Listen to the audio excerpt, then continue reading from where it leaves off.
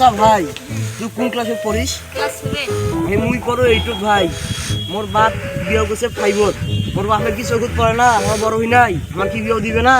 তাহলে চল এই দাদাটার কাছে পরামর্শ নেই। ওরে দাদা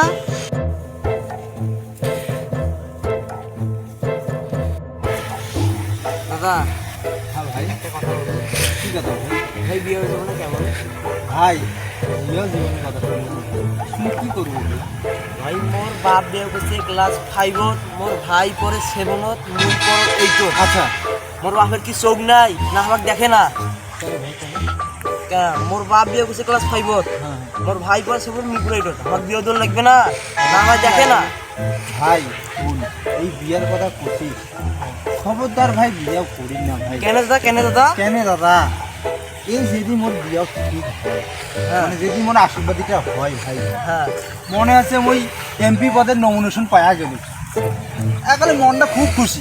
হ্যাঁ তারপরে ভাই যেদিন মোর বিয়েও হয়, হ্যাঁ এখানে মনে হচ্ছে ওই বিপুল ঘুরে চলে হয়ে গেছে, সবাই মনটা কাছে মনে হয় জয়দেব ভাই জয়দেব ভাই।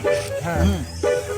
তারপরে 6 মাস যাইতে না যাইতে মনে হচ্ছে যে মুই এখন প্রধানমন্ত্রী শেখ হাসিনা হয়ে গেল, খালদা জিয়া হয়ে গেল, ফখরুল হয়ে গেল, মানে মুই প্রধানমন্ত্রী একবারে হয়ে গেছি ভাই, আর কি করি।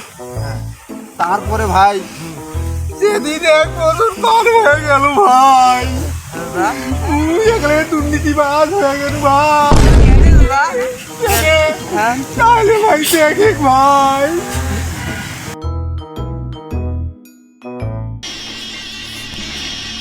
কিরে এখনো ওঠে নাই রে, বেলা 12টা বাজে।